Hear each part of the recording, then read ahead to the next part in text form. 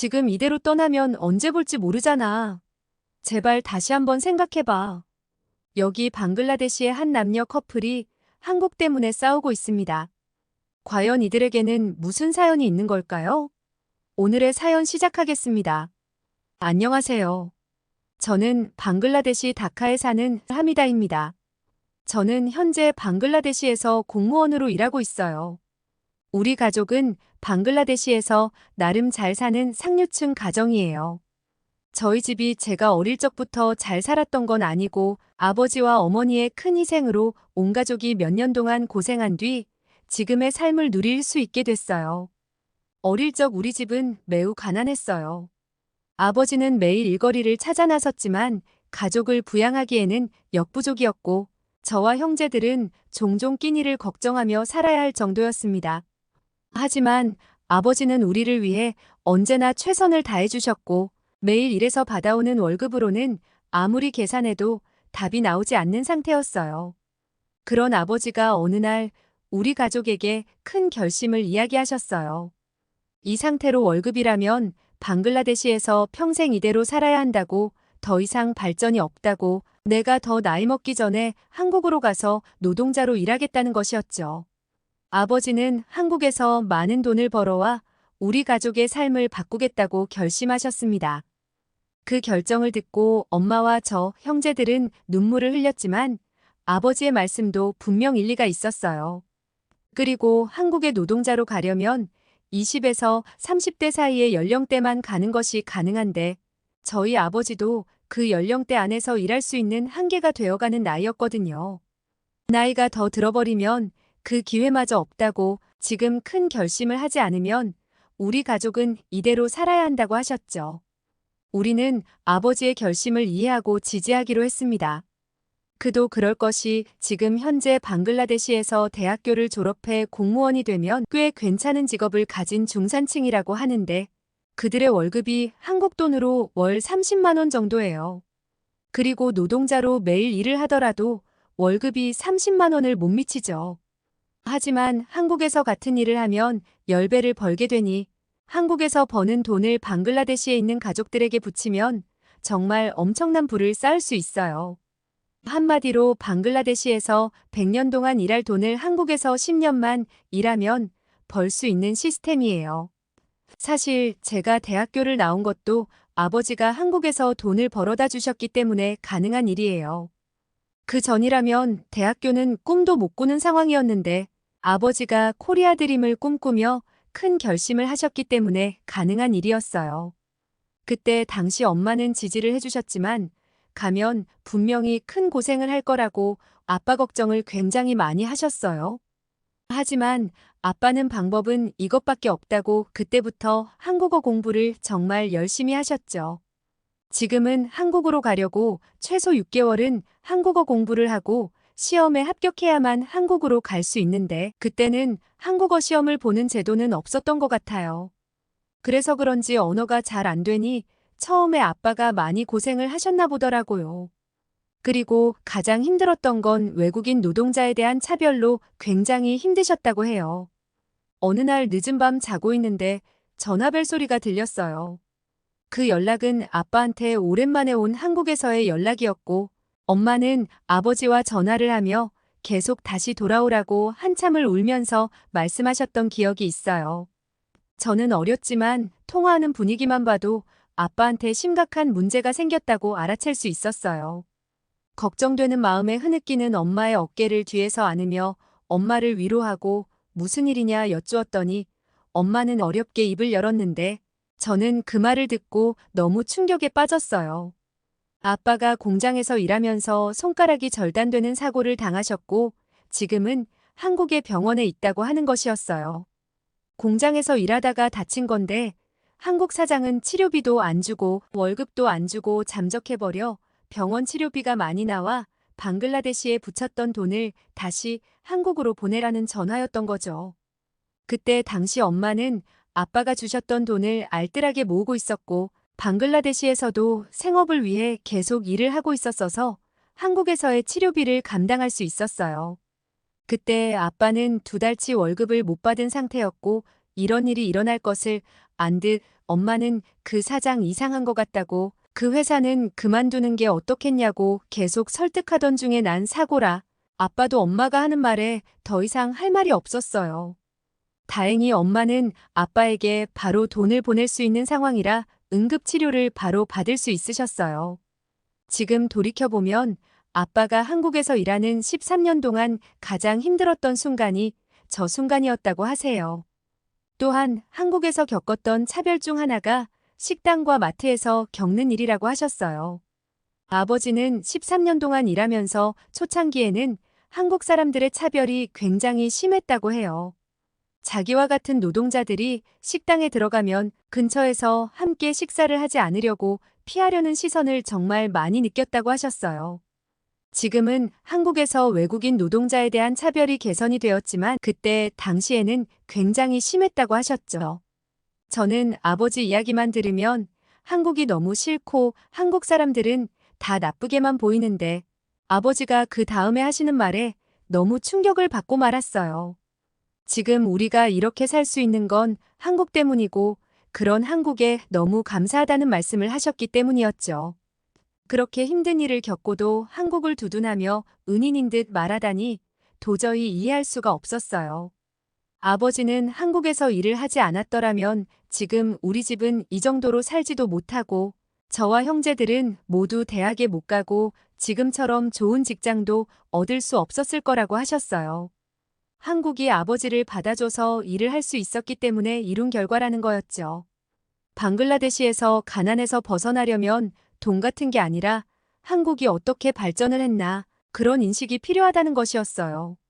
한국도 방글라데시처럼 가난한 나라였는데 지금은 잘 사는 나라가 되었고 한국처럼 되려면 어찌됐든 한 시대나 한 세대는 고생을 해야 한다는 것이었죠.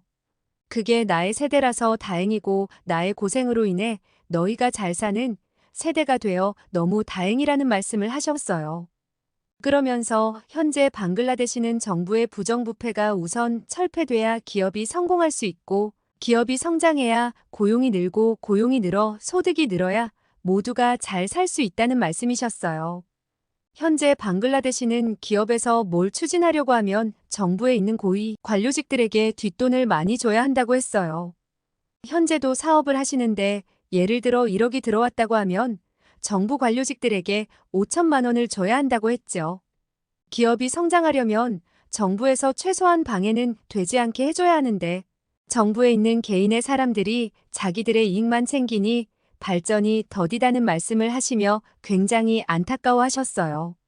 여하튼 개발도상국의 어쩔 수 없는 현실이라고 아버지는 한국에서 단순히 돈만 벌어오신 게 아니라 10여 년 동안 돈 주고 살 수 없는 엄청난 경제 공부를 하고 오셨다고 한국에 너무 감사하다고 하셨죠. 한국에 돌아오기 2년 동안은 오로지 저축만 하셔서 월 300만 원까지 받으셨고 그 돈으로 방글라데시의 상가를 사게 돼 지금은 월세도 받고 무역업을 하시며 사업을 활발히 이어가고 계세요. 방글라데시에서는 언제부턴가 아버지 같은 코리아 드림을 꿈꾸며 한국으로 가려는 젊은 층들이 정말 많아지고 있어요. 그런데 저는 솔직히 아버지가 이뤄놓은 것들 덕분에 방글라데시에서 충분히 누리고 살고 있기 때문에 코리아 드림은 저와는 이제 관계가 없는 일이라고 생각하고 있었어요. 저는 한국에서 서울대급이라고 불리는 방글라데시의 다카 대학교를 졸업했어요. 사실 다카 대학교가 세계적으로 인지도가 있는 학교는 아니지만 방글라데시에서는 최고의 대학이라 불리는 곳이라 나름 자부심을 가지며 캠퍼스 생활을 굉장히 열심히 했어요. 우리 학교 카페테리아는 학생뿐 아니라 외부인들도 자유롭게 드나들며 식사를 할 수 있게 돼 있는 곳이에요. 그래서 종종 있는 관광객들도 우리 학교 카페테리아도 맛보고 캠퍼스의 잔디밭에서 산책을 하는 사람들도 많은 편이죠. 방글라데시는 있는 게 사람이 전부라고 할 정도로 인구수가 정말 많아 다카 어느 곳을 가던 사람에 치여 뭐든 오래 기다려야 해요. 우리 학교 카페테리아도 마찬가지예요. 점심시간이면 줄 서 있는 사람들에 치여 한없이 기다려 계산을 하고 또 줄을 서 음식을 받아와야 하고 식당에 자리가 없는 일은 비일비재에 모르는 사람들과의 합석은 거의 매일 있어요. 그날도 카페테리아에서 줄을 서서 기다리고 있는데 한 학생이 음식을 너무 많이 주문해 못 먹을 것 같다고 괜찮으면 같이 먹지 않겠냐는 것이었죠. 평소 같으면 괜찮다고 거절할 법한 일이었지만 그날따라 날씨도 덥고 유난히 사람이 많아 줄 서 있는 게 힘들던 참이라 못 이기는 척 알겠다고 하고 같이 합석하게 되었어요. 대화를 하다 보니 남자가 젠틀하고 친절했고 슬쩍 웃는 모습이 괜히 멋져 보였어요. 그 학생의 이름은 라임이었고 경제학과에서 재학 중인 학생이었어요. 저보다 2살이 많았고 그는 곧 졸업을 앞두고 있었어요. 우리 학교는 캠퍼스 규모가 작아서인지 라힘과 오며 가며 정말 자주 마주쳤고 무슨 요일 몇 시쯤 마주치는지 패턴이 생겨 자연스럽게 일주일 한 번씩은 카페테리아에서 만나 밥을 먹는 사이로 발전이 되었어요. 저는 그에게 호감이 있었고 라힘은 함께 있을 때는 굉장히 잘해주었지만 선뜻 사귀자는 이야기를 하지 않더라고요. 저는 그와 만나는 날이 되기 전날엔 설레다가 만나고 난 후엔 고백이 없어 실망을 하였고 설렘과 실망을 2달여간 반복했던 것 같아요. 이렇게는 안 되겠다 싶어 참다 못한 어느 날 제가 먼저 라임에게 말을 꺼냈어요. 나는 너를 좋아하고 너도 나를 좋아하는 것 같은데 왜 나에게 사귀자는 말을 꺼내지 않냐고 물으니 라힘은 잠시 동안 침묵을 지키다가 어렵게 말을 꺼내기 시작했어요. 저는 라힘의 말을 듣고 너무 충격을 받았어요. 사실 자기네 집은 우리 집처럼 잘 사는 집이 아니라 함께 대화하면서도 차이가 많이 나는 것 같아 만나자는 말을 하기가 너무 조심스러웠다는 것이었어요. 지금 자기가 대학교를 다닐 수 있는 건 형이 한국에서 힘들게 벌어오는 돈으로 학비를 대주고 있다고 고백을 하였습니다. 저는 너무 깜짝 놀라 우리 아버지도 한국에서 13년 동안 일을 했고 그때 번 돈으로 집안을 일으켜 제가 대학교까지 다닐 수 있는 거라고 말을 했어요. 라힘은 제 사연에 화들짝 놀라며 원래부터 잘 살았던 집안의 공주님인 줄 알았는데 그래도 자기와 비슷한 접점이 있어 신분의 간극이 좁혀진 것 같다고 좋아하였어요.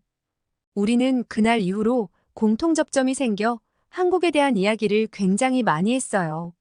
사실 여태까지는 한류에 대한 말만 안 했지만 한국 컨텐츠는 모든 젊은 사람들이 많이 보고 있어 당연한 인식이라 특별히 얘기를 꺼내지 않았던 것 같아요. 그도 그럴 것이 현재 방글라데시의 젊은이들은 한국 브랜드에 대한 사랑으로 시작해서 한국 영화와 드라마에 대한 열렬한 애정으로까지 이어지고 있습니다. 방글라데시에서는 한국 제품이 품질이 좋다는 인식이 널리 퍼져 있어 삼성과 LG 같은 전자제품이 자국 내에서 큰 인기를 끌고 있으며 현대와 기아의 자동차도 매우 잘 팔리고 있거든요. 2020년 팬데믹으로 인해 사회활동이 제한되면서 사람들이 집에서 보내는 시간이 늘어남에 따라 한국 콘텐츠 시청이 폭발적으로 증가했는데 이는 이미 한국에 대한 이미지가 좋았던 방글라데시 사람들 사이에서 엄청난 한류 열풍을 불러일으켰고 저 같은 젊은 세대들은 자발적으로 한국어를 공부하고 K-팝과 K 콘텐츠에 깊이 빠져들 정도로 한류 열풍은 대단한 수준이에요. 다만 이런 한국 제품들은 상류층들만이 구매할 수 있는 것이라는 인식이 강하죠. 이 상황을 심각하게 받아들인 우리나라의 한 매체에서는 한류 문화적 침략이라는 주제로 기사를 내보내기까지 했어요. 한국 문화의 영향으로 우리 세대들은 대화 중에도 한국어를 사용하는 모습을 보이고 한식을 먹는 것이 시대를 앞서가는 트렌드로 인식되고 유행처럼 번지고 있거든요. 방글라데시의 젊은이들은 벵골 노래나 드라마보다 한국 드라마, 영화, 노래에 깊이 빠져 있고 최근 몇 년간 문화적 위기를 겪고 있는 방글라데시에서 이러한 한국 문화의 확산은 문화적 침략으로 여겨지고 있어요. 특히 BTS와 같은 한국 문화의 팬층이 날로 증가하면서 자국 고유 문화를 등한시하고 한류와 한식에 빠져드는 현상이 장기적으로 부정적인 결과를 초래할 것이라는 우려가 있기 때문이에요. 전 세계적으로 한류가 확산되는 것은 일반적인 현상이지만 우리나라에서는 자국 콘텐츠가 외면받을 정도로 그 영향력이 심각하여 기성세대의 우려가 커지고 있는 이유예요. 저도 그런 젊은 세대 중 하나고 한류 콘텐츠를 정말 사랑해요. 핸드폰은 우리나라에서 애플이 더 고급 이미지이긴 하지만 저는 갤럭시를 쓰고 있거든요. 제가 철없이 한국 제품을 쓰는 동안 라힘은 저와는 다르게 행동했어요. 매사에 아끼고 저축하며 모아야 한다는 말을 입에 달고 살았어요. 어느 날은 제가 한식이 먹고 싶어 함께 한식당에 가자고 하였더니 라힘이 다음에 특별한 날에 사주겠다고 계속 날짜를 미루더라고요. 저는 서운했지만 라힘이 진중한 타입이라 다 그럴 만한 사정과 이유가 있다고 생각했어요. 드디어 우리가 만난 지 1년이 되는 날 라임과 저는 연예인들이 많이 찾는다는 특별한 한국 음식점을 가게 됐어요. 예약을 하고 갔음에도 불구하고 한국 식당 앞에는 자동차와 사람들로 가득 차 있었어요. 한식당뿐 아니라 그 음식점 주변의 마켓들이 한글로 온통 적혀 있었고 언뜻 보면 여기가 방글라데시인지 한국인지 구분이 안 될 정도로 한글 천지였던 것 같아요. 라힘은 식당 앞에 도착하자마자 너무 깜짝 놀라 했어요. 왜냐면 식당 앞에는 온갖 비싼 자동차들이 줄지어 서 있었기 때문이었죠. 사실 방글라데시에서 자동차를 몬다는 것은 엄청난 부의 상징이거든요. 대기업 평균 월급이 한국 돈으로 30만 원인데 수천만 원에 달하는 자동차를 가지고 다니려면 일반 서민들의 소득으로는 상상할 수 없는 씀씀이이기 때문이에요. 방글라데시에서 자동차가 얼마나 큰 의미인지 한국 사람들은 모르실 거예요. 아버지 말씀이 한국에서는 몇 달만 일해도 중고차를 살 수 있어 방글라데시 이민자들이 눈이 돌아가 차를 산다고도 하였어요. 하지만 그건 한국에서의 물가와 중고차 시세를 반영했을 때라 가능한 것 같아요. 방글라데시는 교통사고가 없기로 유명한데 자동차와 릭샤가 부딪혀서 범퍼가 찌그러지는 정도의 사고는 사고로 인식되지 않기 때문이에요. 릭샤왈라들의 월급으로는 평생에 걸쳐 갚아도 자동차 수리비를 감당할 수 없고 그런 보험도 없어요. 대부분 그런 접촉사고는 창문을 내려서 욕을 하고 자기 갈 길을 가는 게 전부인 거죠. 서로에게 물을 수도 묻지도 않는 자동차 수리비의 인식이 강한 것이에요. 그런데 한식당 앞에 도착하니 저렴한 차들도 아닌 한국 돈으로 1억 가까이 되는 차들이 많으니 라임 입장에서는 충분히 놀랐을 거란 생각이 들더라고요. 그렇게 식당 입구에서부터 차로 압도당했는데 한식당 내부로 들어가 2차 충격을 받은 표정이었어요. 왜냐면 식당 안의 사람들은 대부분 방글라데시어가 아니라 영어를 쓰고 있었고 그중 한국어도 종종 들려왔기 때문이에요. 일반적인 방글라데시 거리에서는 영어보다는 방글라데시어가 거의 들리는데 이 한식당은 마치 외국에 와 있는 것 같은 기분이 들 정도로 사람들이 영어로 거의 대화를 했으니 말이에요. 라힘은 식당 입구의 자동차에서부터 내부 손님들의 문화까지 접하며 적지 않게 충격을 받았던 것 같아요. 하지만 우리는 특별한 날이니 늘 왔던 손님인 것처럼 자연스럽게 하자고 라힘에게 유머를 날렸지만 라힘은 웃으면서도 미소 속의 씁쓸함은 저에게 느껴졌어요. 한국 음식점의 식당 메뉴는 정말 다양했고 저는 한국 음식 중에 가장 먹어보고 싶었던 떡볶이를 먹자고 제안했어요. 떡볶이의 가격은 680타카 정도 했고 한국 돈으로 8,000원 정도였어요. 라힘은 가격을 보더니 흠칫 놀라는 듯 보였지만 이내 침착한 표정을 지으며 그럼 자기는 갈비탕이라는 것을 먹어보겠다고 하였죠. 한국 컨텐츠를 보니 이게 가장 한국 사람들이 평범하게 많이 먹는 음식처럼 보였다는 것이었어요. 드디어 우리가 주문한 메뉴가 나왔고 옆 테이블을 보니 한글로 적혀 있는 술을 주문한 것 같았어요. 한국 영화에서 많이 봤던 초록색 병의 디자인을 보고 저는 그게 소주라는 걸 바로 알아차렸어요. 한국 콘텐츠에서도 봐왔지만 아버지가 한국에서 사와 드시는 걸 몇 번 본 적이 있었거든요. 그리고 아버지는 그 술을 마실 때마다 한국의 삼겹살과 함께 먹으면 모든 게 완벽해진다는 말씀도 자주 하셨어요.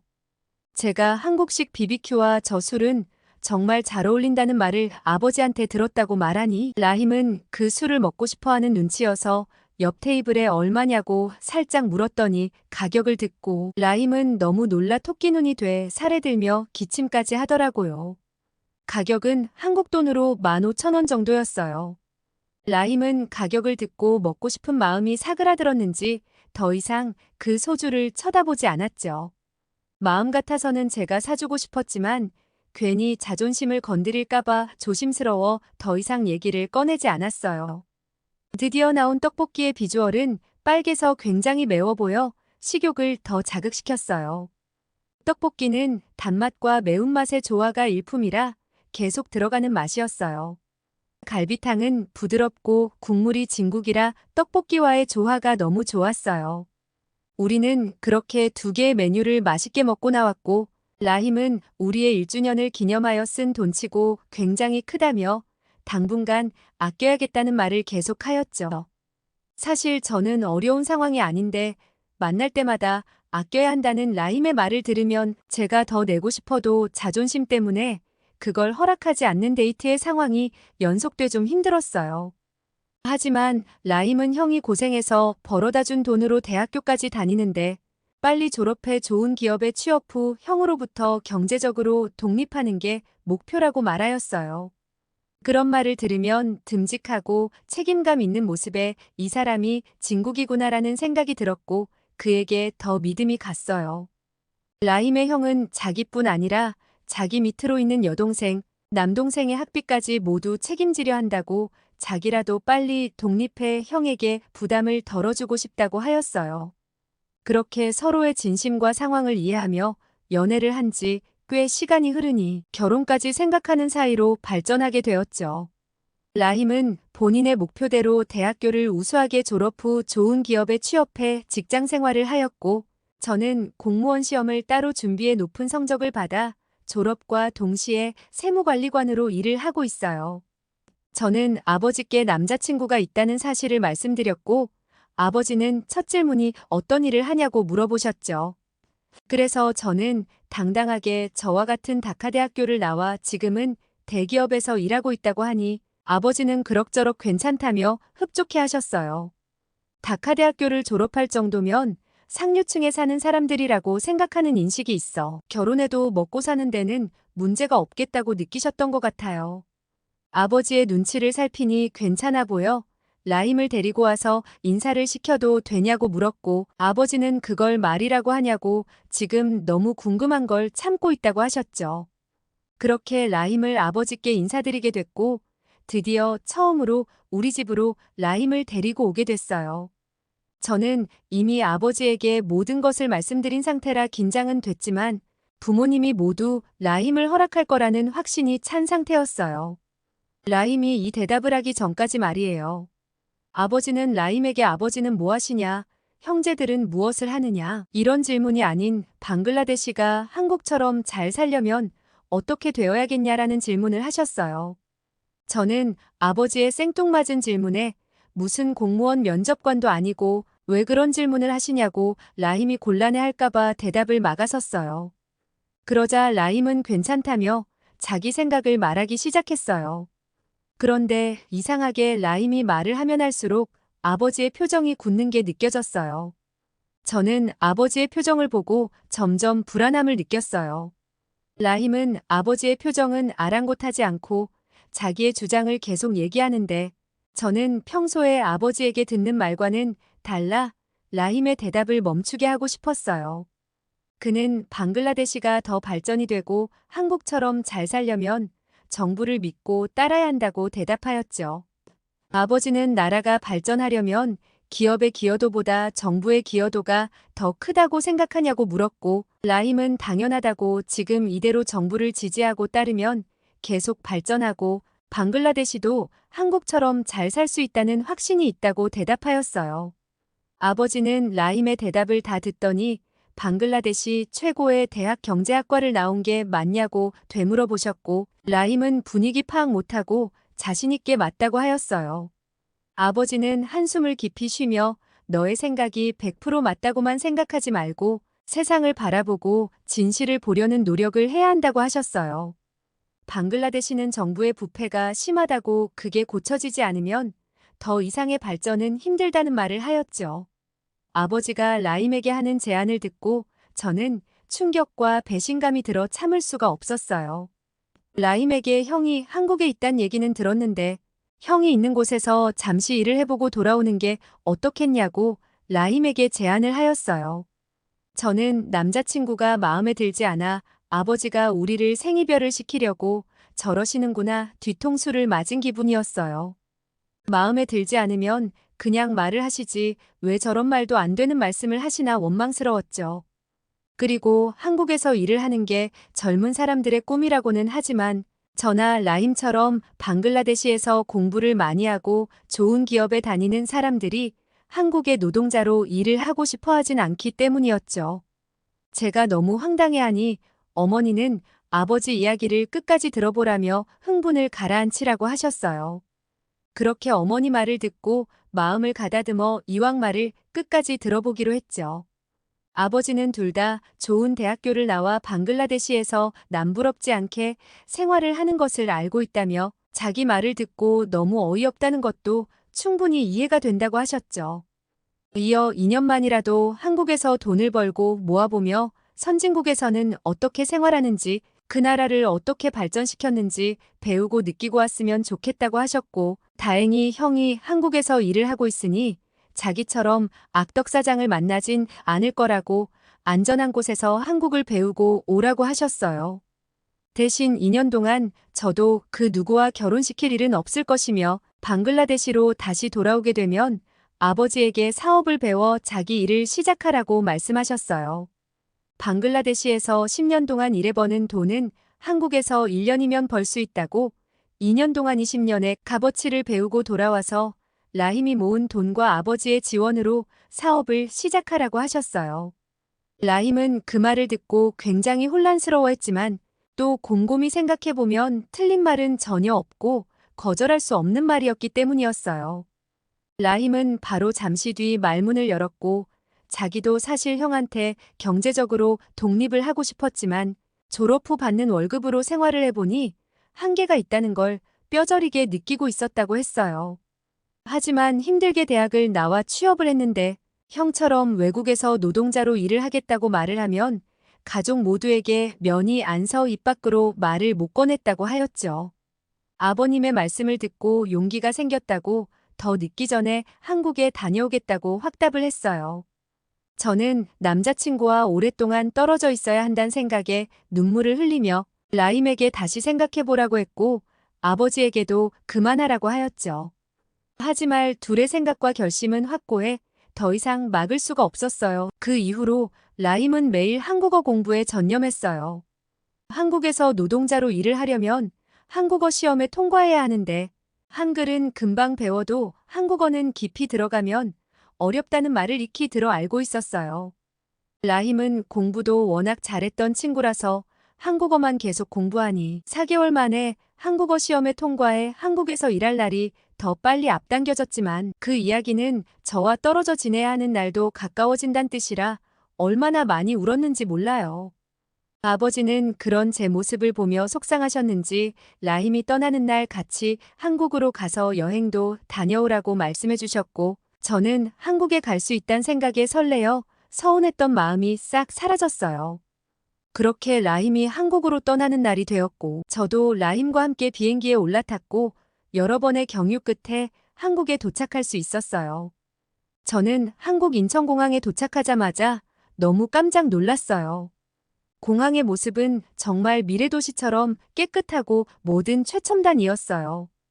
저도 방글라데시에서 상류층이라 웬만한 대형몰은 다 다니며 생활했지만 공항만큼은 방글라데시의 다카공항과 인천공항을 와보는 게 전부였어요. 다카공항도 깨끗하다고 느꼈는데 인천공항에 도착하니 다카공항은 동네 기차역 수준 규모에 불과하다는 걸 깨달았어요.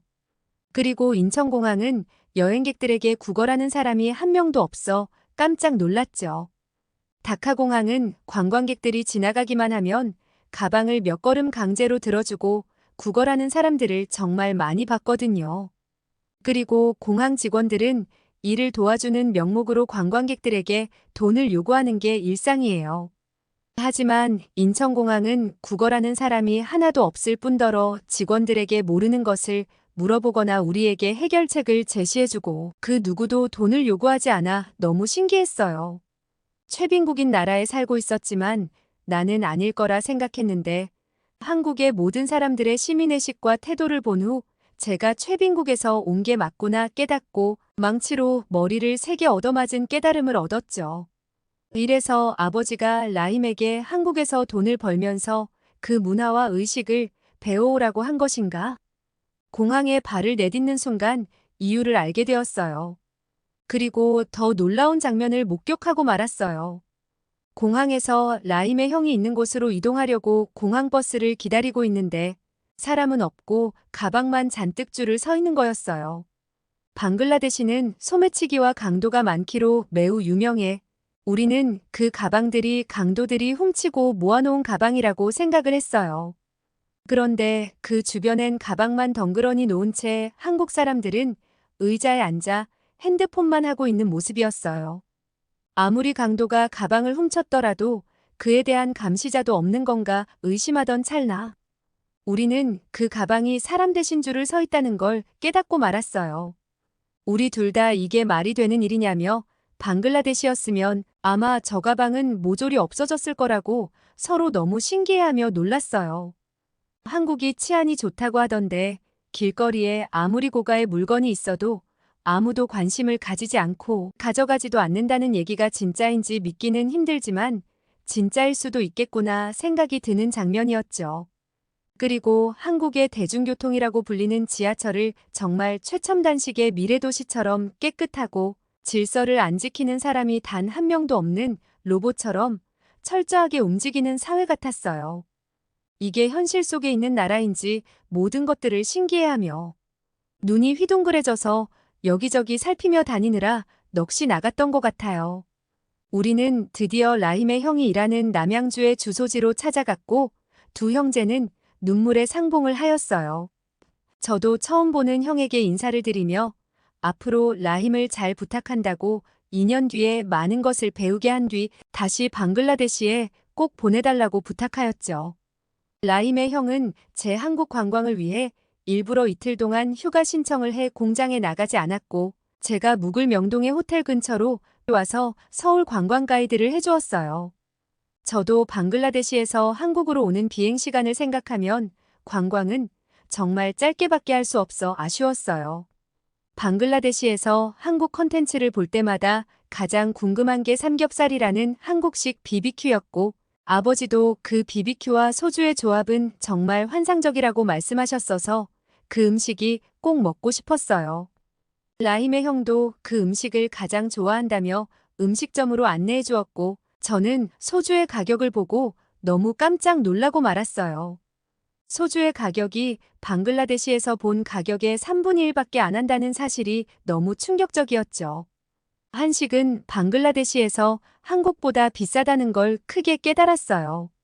그 사실을 안 것만으로도 돌아가서 할 수 있는 무역업은 정말 많을 수 있다는 걸 깨닫는 순간이었죠. 라힘과 저는 생각지 못한 소주 가격에 진짜 세상에 눈을 뜬 기분이었고 2년 뒤에 한국에서 많은 것들을 배운 뒤 꼭 방글라데시로 돌아와 사업을 하자고 하였어요.